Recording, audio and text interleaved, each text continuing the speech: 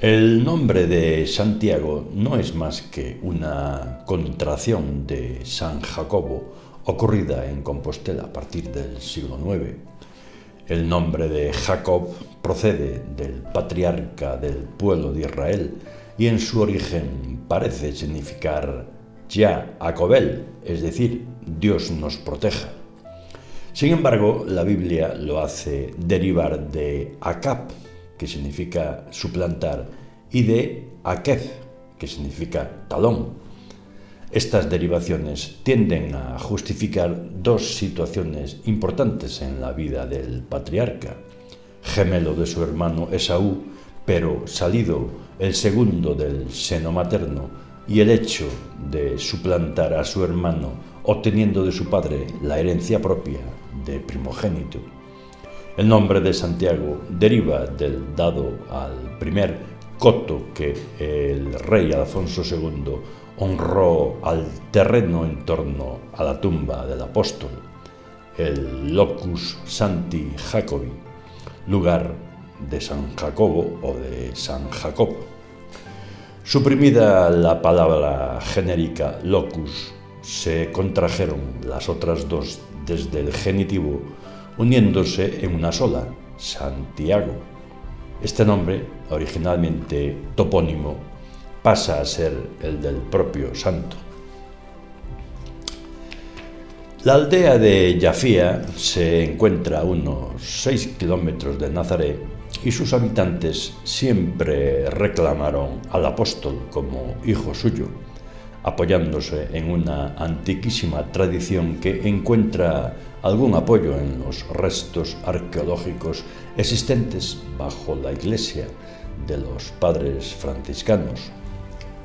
Los evangelios nos lo presentan en Besaída, faenando con su padre, su hermano y otros jornaleros junto a Pedro y a Andrés. A partir de este dato se ha colocado aquí su lugar de nacimiento, pero ambos datos no son incompatibles. La salazón de pescado era una producción del lago de Genesaret, muy estimada en Jerusalén, Séforis y otras poblaciones. Por ello, la familia, aunque oriunda de Yafía, pudo establecerse en Besaída, empujada por la oportunidad de negocio en la pesca y salazón del pescado. Galilea ocupa la parte septentrional de la tierra prometida. Está delimitada al sur por el valle de Jezreel, al este por el mar de Galilea, al norte por el Líbano y al oeste por la llanura de Acre. Es la región más alta y fría del país, bien abastecida de agua por las lluvias invernales y por sus numerosos manantiales. En ella se establecieron 4 de las 12 tribus: Aser, Neftalí, Zabulón e Isaacar, y parte de su territorio fue cedida por Salomón a Inra, rey de Tiro, como pago por los cedros del Líbano que aportó para la construcción del templo. A lo largo de los siglos pasó de unas manos a otras, conservando siempre la naturaleza de sus permeables gentes. En el siglo VIII a.C. se convirtió en satrapía asiria. En el período persa no formó parte del Estado judío autónomo y, bajo el dominio ptolemaico, se constituyó en hiparquía independiente, momento en el que fue habitada por griegos y fenicios, que introdujeron sus costumbres en un pueblo judío que vivía en una situación de alejamiento. Esta herencia griega y fenicia está muy presente en la familia Zebedeo por su dedicación al comercio y a la pesca. La región se reincorporó a la unidad judía con la conquista de Aristóbulo en el año 103 a.C. y así continuó tras la llegada de Roma a Palestina en el año 64 a.C. Pero Santiago no era únicamente Galileo. En cierto sentido, esta podía considerarse su nacionalidad política, pero su pertenencia espiritual era al mar de Galilea, en torno al cual se desarrolló casi toda su vida y gran parte de su predicación de Jesús de Nazaret. Las orillas del mar de Galilea están pobladas por numerosas ciudades y en una de ellas, Betsaida, es donde nació y vivió Santiago.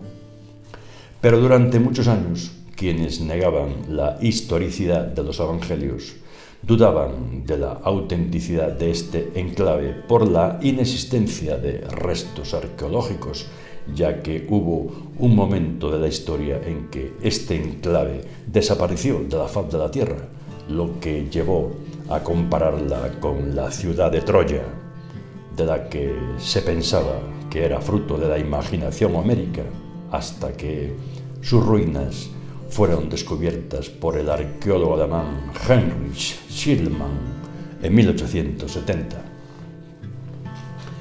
Y es que la literal desaparición de Betsaida de la faz de la tierra se debe a la mano romana, aunque Jesús de Nazaret ya lo había anunciado.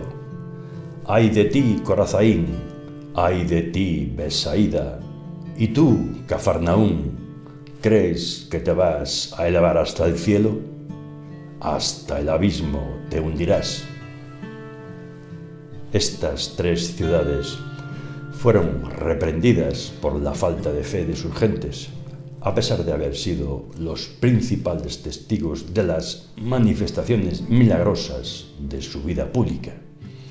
La ciudad de Betsaida, por ejemplo, conoció la primera multiplicación de los panes y allí Jesús devolvió la vista a un ciego. Y en Cafarnaúm realizó varias curaciones. Las tres ciudades reprendidas quedaron en poco tiempo condenadas a la ruina. La participación de Galilea en la primera sublevación judía provocó la destrucción generalizada de casi todas sus poblaciones por las legiones de Vespasiano, a lo que se le añade el terremoto que asoló Cafarnaúm en el siglo II. A pesar de todo, esta última ciudad ha contado siempre con una tradición cristiana, así como con continuas exploraciones arqueológicas en torno a la casa que se piensa pudo pertenecer a Pedro. Corazaín y Betsaida fueron completamente arrasadas y nunca repobladas.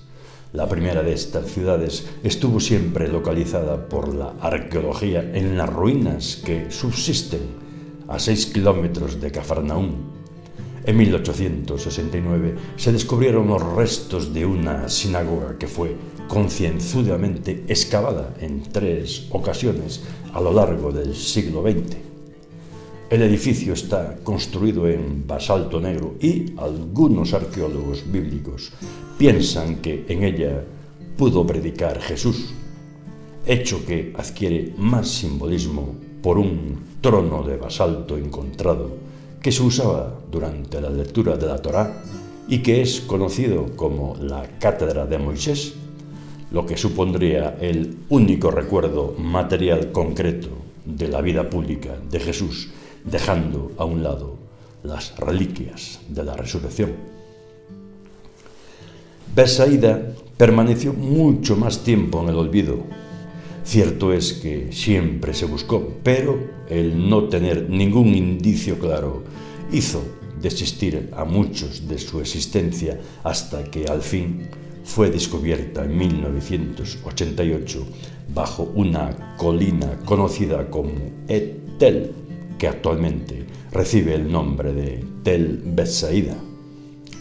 Desde los años 60 se sospechó de la identificación del lugar, pero las numerosas guerras israelíes, en este caso contra Siria, hizo que tuviera que aparcarse cualquier intento de excavación hasta hace apenas unos años.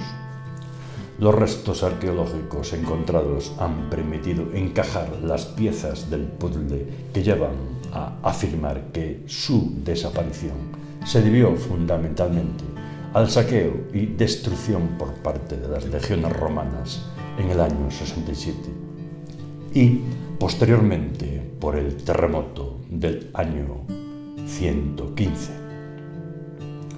El seísmo provocó que numerosos bloques de piedra obstruyeran el lecho del Jordán, que al desbordarse arrastró ingentes toneladas de material que llegaron al delta y modificaron la configuración de la costa.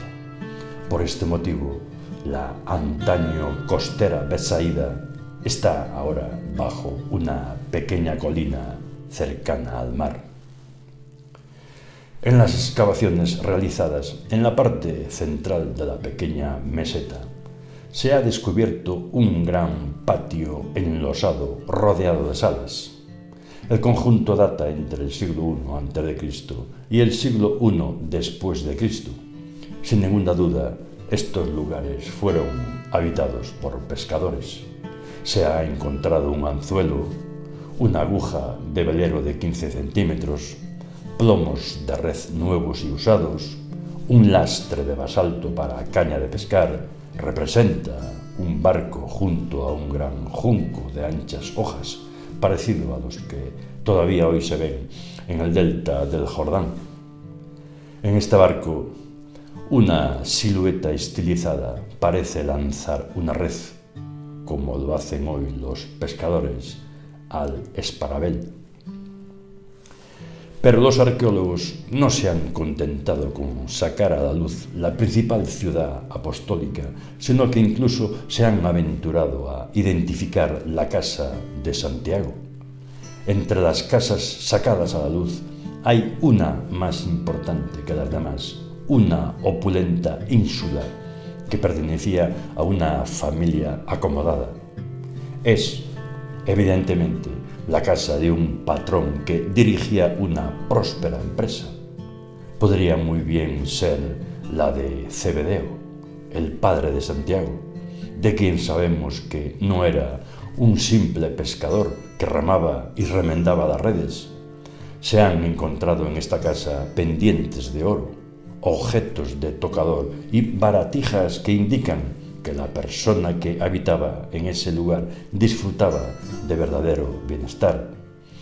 Bien podríamos estar hablando de Salomé, una mujer, por otra parte, excepcional. En la bodega de vinos cercana muestra también que su marido no era pobre. Además, esa casa se hallaba junto a la cooperativa de los pescadores y en una de las habitaciones se descubrió una abundante cerámica en la que aparece lo que se asemeja mucho a una cruz. Sin duda estamos ante la casa de los padres de Santiago y de Juan, y que este es el pueblo de los apóstoles. Tanto Santiago como su hermano Juan asistieron a la escuela de la sinagoga a la que acudían los niños de entre 5 y 13 años, edad en la que adquirieron la mayoría de edad religiosa. Durante estos años se centraban en el estudio de la Torá, con especial incidencia en el Pentateuco. Una vez adquirían todos los conocimientos considerados imprescindibles en su cultura, salían de la escuela sinagogal con el título de Bar Mitzvah, que quiere decir hijo de la ley, y a partir de ese momento estaban obligados a cumplir los mandamientos, rezar, ayunar cuando les correspondía y dar limosna en la medida de sus posibilidades. Los hermanos Santiago y Juan tuvieron una educación, si no de élite propia de las escuelas rabínicas, sí una formación superior a la media de la vida judía, con contacto frecuente con la cultura griega y su lengua, muy difundida por entonces en las riberas del mar de Galilea, y por supuesto estaban familiarizados con el latín, lengua de la dominante Roma, con quien probablemente harían algunas transacciones comerciales en materia de pesca. Finalizados sus estudios, Santiago se puso a trabajar en la empresa familiar, empezando como simple ayudante para aprender todo lo relacionado con su oficio. En la mentalidad judía de la época se consideraba el trabajo como un elemento imprescindible para el desarrollo de la persona, espíritu que sigue vigente hoy en día, y en ese ambiente Santiago empezó a remendar redes y a salir a pescar en alguna de las barcas de Zebedeo. A las orillas del mar de Galilea tenían los Zebedeo su negocio de pesca. Poseían un cierto rango social, tenían obreros a su servicio y su situación económica era bastante buena, pues podían ausentarse del trabajo por varias semanas, como lo hizo su hermano Juan cuando se fue a pasar una temporada en el Jordán escuchando a Juan Bautista. Eran propietarios de embarcaciones en las que trabajaban jornaleros, además de dirigir un negocio relacionado con la pesca, algo así como un saladero que les permitía conservar las piezas capturadas para venderlas después en Jerusalén y otras poblaciones lejanas. Todo lo que se refiere a la pesca tiene una enorme importancia en las orillas del mar de Galilea. Esa actividad multisecular hunde sus raíces en la muy larga historia del pueblo judío. Cuenta una leyenda que cuando Yahvé hubo destruido Sodoma y Gomorra en el extremo meridional del Mar Muerto, todos los peces, temiendo que eso fuera el fin del mundo, se presentaron ante el Señor para defender su causa. Este escuchó su queja, los tomó a todos del Mar Muerto sin olvidar ni uno solo y los soltó en el lago de Tiberíades, diciendo: «Id y multiplicaos y llenad el mar de Galilea». Desde ese día ya no hay ni un solo pez en el Mar Muerto. Están todos en el lago de Tiberíades. En la antigüedad, los pescadores buscaban tres tipos principales de peces en estas aguas. Por un lado, las sardinas, que probablemente fueron los dos peces pequeños que el niño trajo para alimentar a los 5.000 cuando se produjo el milagro de Jesús en estas aguas. Sardinas y pan eran el alimento básico de los habitantes de la zona.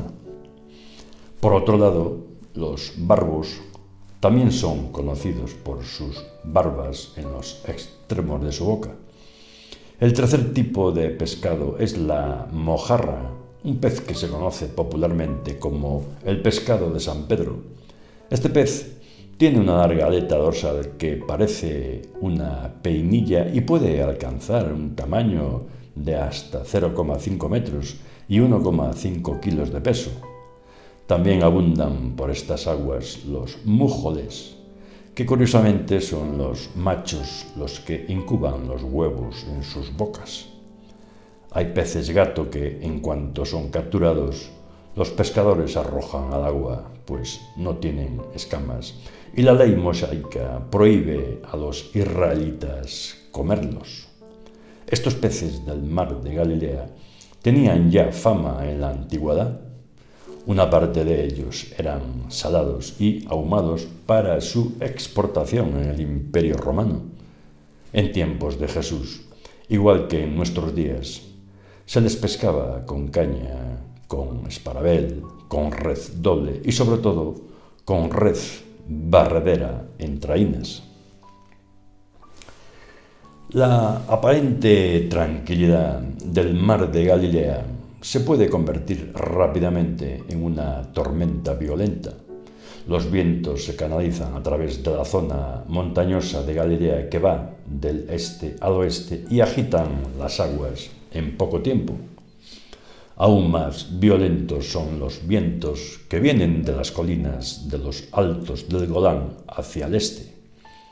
Atrapados en la cuenca, los vientos pueden ser mortales para los pescadores, porque se pueden llegar a formar tormentas que originan olas de hasta 3 metros de altura. El mar de Galilea es un lago interior de agua dulce que se encuentra en la parte norte de Palestina, también llamado Mar de Tiberíades y Lago de Genesaret. Se alimenta del río Jordán. Precipitaciones y manantiales en el lado norte. Más propiamente designado como un lago, el Kinneret, el nombre moderno del Antiguo Testamento, debido a su forma de arpa primitiva o lira, tiene 21 kilómetros de largo y 11 kilómetros de ancho, con una profundidad máxima de 48 metros y una altura de 212 metros bajo el nivel del mar, aproximadamente la mitad de lo que está el Mar Muerto bajo el nivel del mar, pero este es hipersalado, lo que convierte al mar de Galilea en el lago de agua dulce más bajo del mundo. Su punto de mayor profundidad se halla a 260 metros bajo el nivel del mar, en tanto que su circunferencia máxima es de 53 kilómetros y su superficie de 166 kilómetros cuadrados. Los rabinos dicen acerca del lago: aunque Dios haya creado 7 mares, aún Él escogió este como deleite especial. Su origen es tectónico, asociado al complejo del Valle del Gran Rif africano. Aparte de muchos otros manantiales, su mayor aporte hídrico procede de las aguas del río Jordán, que desemboca por su lado norte y el cual desagua del lago por su lado sur. Ciudades notables a sus orillas son Tiberíades y Ein Gez.